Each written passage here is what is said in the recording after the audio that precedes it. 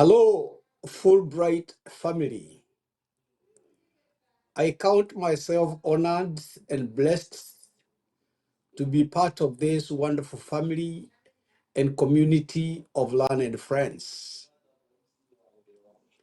I wanted so much to be with you today, but my assignments took me out of state where I'll be fully engaged until tomorrow evening.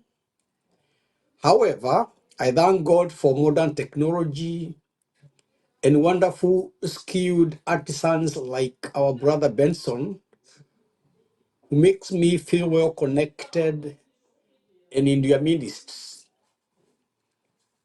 I felt like making a thriller to show my happiness when I heard the breaking news that you'll be resuming our studies this Saturday, the 15th of June, 2024.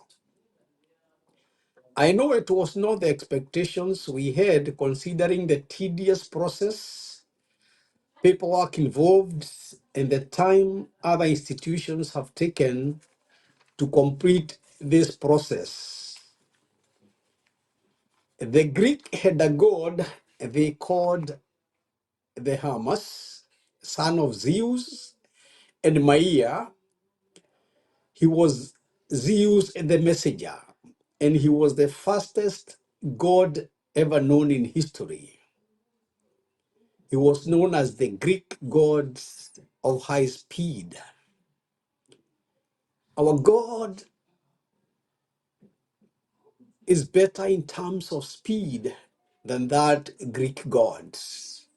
In fact, the Bible says in Psalms 46, verses 1, He is our refuge and strength and a very pleasant help in times of trouble or in times of need. He has moved with speed, and that is why we are celebrating this milestone today. Ezra 8:21 to 23, they tell us they fasted and prayed, and God heard their prayer very fast. And when they were asked if they needed help from outside, they said, "We believe, our God, you come first for us." And that is what our God has done. And we glorify him and we thank him. Now that the government of Washington has recognized our presence and the impact we are making in offering PhDs, masters, bachelor's, and associate degrees, we must think outside the box to make this recognition and mandates be more than degrees and certificates. Let us think on how we can make a lasting impact and change of lives in the communities around us and beyond. During the First World War, psychotherapy was the oldest branch of medicine. 400 years before that,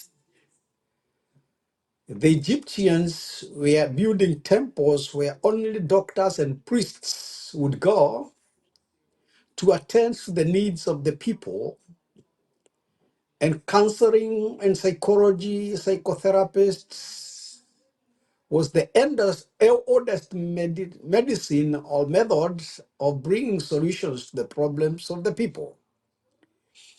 In Fulbright's Theological Seminary, we are well placed and advanced and blessed because we have priests, we have psychotherapists, we have counselors, and we can make a difference with all the problems that are affecting the people around us. We have all it takes to make a difference in this community where God has strategically placed us. We had been discussing about how we can make an impact in the lives of the young people around us, and we had been hearing stories of how they are dying in very great numbers. But it is time that we take a step purposefully and with speed commitment and dedication, because we are needed more than before. A few days ago, I've heard stories that have really moved me, and I'm thinking and telling myself, all what we had been discussing with stakeholders and those of like-mindedness in school, in this college, it is time we take a step. It is time we take action. It's time we do something about it so that our presence in Tacoma, our presence in Lakewood, our presence in Washington State can make a difference. We can have the diplomas, we can have the PhDs, we can have the masters, but unless we do something to the society, to the community around us, they will not notice that we are there, and the impact cannot be felt outside the four corners of Fulbright Theological College. I'm calling all stakeholders, and I'm calling all students, and I'm calling and challenging all the professors in this school that we think of how we can move out from the four corners of this institution, get to the streets, get to the ghettos, and wherever these young chaps, the youth, can be found, and bring sanity and bring life and bring solutions to the problems that they are having. And that is what we need to do immediately. Now that we have given the green light to give degrees and diplomas, we can give life, which is more better than degrees, which is better than certificates. I know we have tried in our own capacities, in our churches and in the circles where we have influence and where we work. But now we can collectively move like Fulbright Theological College and do it in a greater magnitude. And the presence and the impact will be felt more than what we have been doing as individuals and or as small groups. With all the energy that we have, with all the knowledge that we all that God has given us and equipped us as professors and students and bishops and pastors in this college, we can do a wonderful job in the state of Washington. And we can move even beyond Washington once we have done it in Washington. There is a girl who died 2 weeks ago. I went to see her in hospital. Unfortunately, she died the same day that I went to see her. She was in Valley Medical. The mother of this girl is a bishop in our community. But the stories that are being told about this girl is challenging me, and I want you to hear it and be challenged like me so that we can move with speed. The Bible tells us when the people of the Bible heard the message, they felt like their hearts were being pierced. They could feel the heat. They could feel challenged. And that made them to move out from their cocoons and to do something different. We can do the same. The mother of this girl is a bishop, but she is not ashamed to say that the daughter was involved in drugs and alcoholism and other behaviors, and she's not ashamed to say that. But this girl was doing a wonderful job that many of us have never tried to do, or maybe you never do. She had a gift and a talent, and she had taken it upon herself to go out and reach out to a group that nobody else was reaching in this city. She was going to the drunkards, the youth, those in drugs, those in bad behaviors that we don't want to address. And she was preaching to them, sharing the word of God to them, sharing love with them. And it is being said, and as we meet every evening in the coming together to fellowship together and to help the mom to bury her, it is being told, and many that she brought to the Lord are being counted, and many are a testimony to the work that she has done or she has been doing. Yes, she is dead and gone, but the impact she has left in this city is bigger than many of us you ever experience or leave behind. She has changed lives, even while in the same problem of addiction. She's gone and gone forever, but she has left an impact. If a young girl who had been drinking, who is in addiction, who is in drugs can leave that kind of impact, what about me and you? We are sober, we are educated, we are blessed of the Lord, we have time, we have energy, we have money. So we can't afford to see young people dying in our churches and in the community, and we are not doing anything about it. To crown it all, in the meetings that we are having in the church that belongs to the mother now, when the young people in the city around Washington heard that she is no more, she is dead, they decided to join us, to fellowship with us, those who are comforting the mom in the church. And they chose a day that they will all come together to honor one of them, who they feel and have felt has been instrumental in trying to change their lives. But they put a disclaimer. They said, when we come to the church, we are coming to comfort the mother of this girl and to stand with the family as we honor her for what she had been doing in our midst. We don't want to be lectured on how bad we are and the behaviors that we have. And in a meeting they had among themselves, they were asked to draw a program on the things that they want to do. And to put a number, they were more than 146. That tells you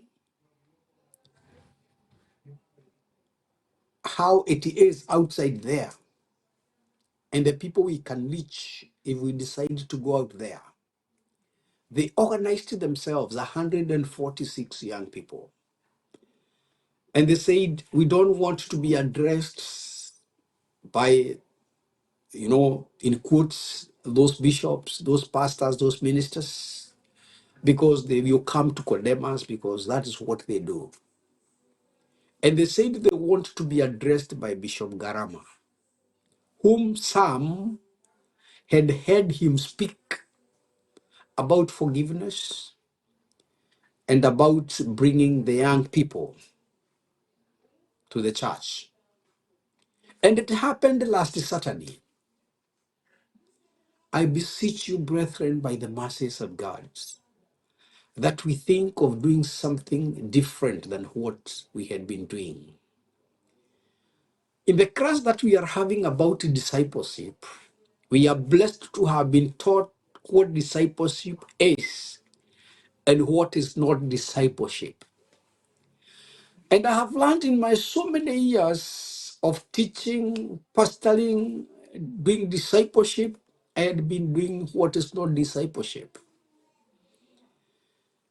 And the skills that we have and the teachings that we have achieved from the training on discipleship, we can use the same to address the problems that are in this city, especially the area around Tacoma and Lakewood where we are, before we reach out to the city of Seattle.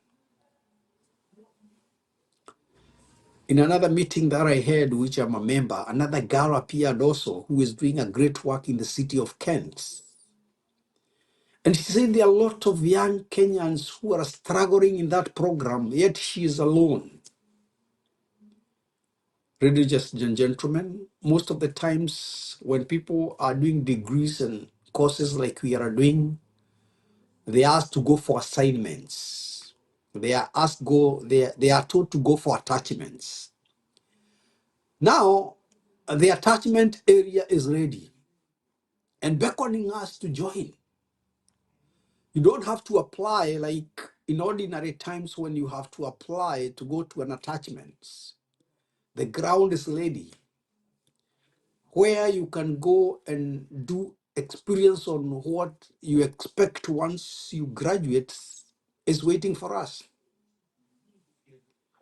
While we were there in that Mashakaya, in that evening fellowship of the dead girl, another pastor told me a story of a girl who shot herself in the city of Tacoma, and she was living with the sisters. And because the sisters are as busy as you are, and the others are, did not notice that their sister was missing. And for 4 days, they came back from work, slept, woke up early and left. But in the fourth day, they could not sleep in the house because of the bad smell.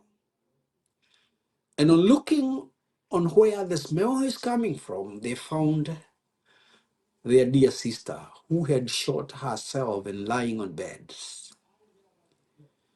And she was taken away, just like it happens to others. During the funeral, they were told they cannot even see the body because it was decomposed. They could not even know their sister. They are left there with a lot of guilt, including the community of the church where the girl was going, that nobody noticed that she was struggling with depression and other issues that made her to shoot herself. And not only to shoot herself, that even after shooting herself, nobody realized that she was missing until the fourth day, when it is the smell that caught them to realize that the girl was missing. There are so many people and young people missing in action. There are so many people in our families, even here in school, who are struggling with so many issues, but nobody cares. I have said so many times, those who speak with me, most of the times I have said we need to open a counseling center in Fulbright. Because even the people we are working with and those who are our students are struggling with issues that need attention. Brethren, it is the cry of my heart. Many of you know that I have a passion and a burden for young people. But I'm calling Fulbright Theological Seminary and College. But the recognition of the Washington government that we have an impact, we are living in the lives of the students, we extend this to change lives. The impact of changing lives will be felt in a stronger and better way than the impacts of giving people degrees and doctorates and diplomas. Thank you. God bless you. And may we all come on board and think about it in a very active way and loudly so that we can all make a change, which is terribly needed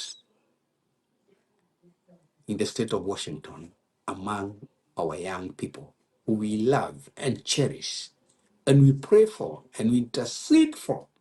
It's time to take action. Thank you so much, and God bless you.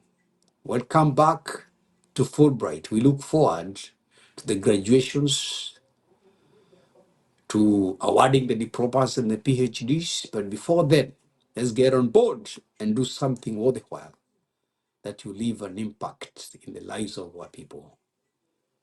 Amen. You are watching Pacific Waves Television USA, a place of nourishment.